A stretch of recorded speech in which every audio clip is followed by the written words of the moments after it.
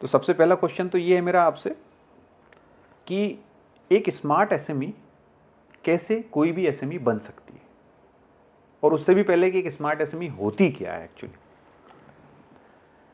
ये smart SME है क्या? देखो, अगर किसी भी आदमी ने सोचा कि मैं अपना बिजनेस शुरू करता हूँ, तो उसने देखा, काम धंधा शुरू कर दिया। अब काम धंधा शुरू कर दिया तो जैसे वो कहते हैं ना, शुरू मुड़ाते ओले पड़े। धंधा शुरू हुआ, आके देखा तो पेमेंट लेट आ रही है। दूसरी प्रॉब्लम क्या है कि एम्प्लॉयज टाइम पे काम नहीं कर रहे।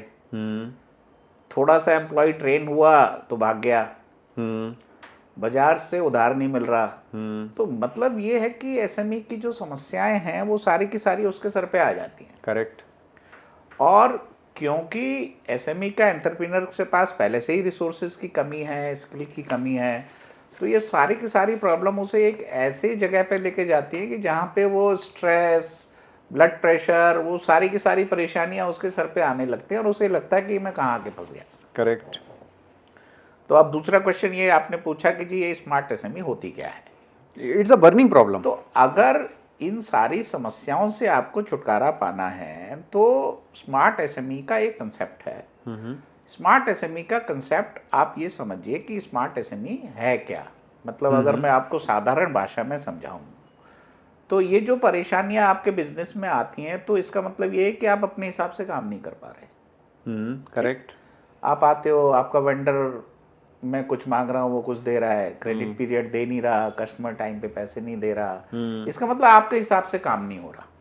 करेक्ट।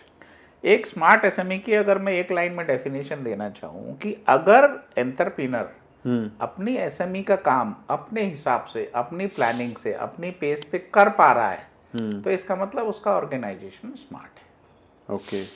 सिंपल। अब ये इसका कंट्रोल मतलब मेरा एसएमई मेरे हिसाब से चलती है। करेक्ट। बड़ी है, छोटी है, वो सब सेपरेट है। ओके। लेकिन मेरी एसएमई मेरे हिसाब से चलती है। मैंने प्रोडक्ट लॉन्च किया, अपने हिसाब से किया, मैंने बेस्ट प्रोडक्ट लॉन्च किया, उसको कस्टमर्स को बेचा, कस्टमर्स के साथ मैंने डील की, टेक्नोलॉजी लगाई, बातचीत की, एग्रीमेंट किए, पैसे टाइम पे आते हैं। क्यों? क्योंकि मैंने उनसे एग्रीमेंट किया।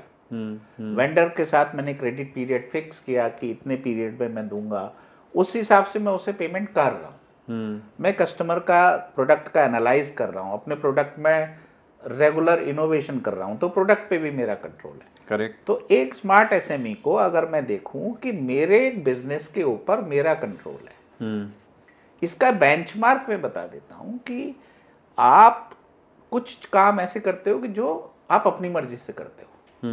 कुछ काम ऐसे होते हैं कि जो आउटर वर्ल्ड आपसे कंपल्शन में कराता है, मजबूरी है आपकी, वो करना पड़ रहा है। क्यों? क्योंकि आप फंसे हुए हो। फैक्ट। तो ये डिग्री डिसाइड करती है कि आपकी कंपनी एक स्मार्ट एसएमई है या नहीं है। फॉर एग्जाम्पल, अगर आप 80 to 90% काम अपने हिसाब से कर रहे हो, अपनी प्लानिंग के हिसाब से कर रहे हो, तो इसका मतलब आपकी कंपनी स्मार्ट है।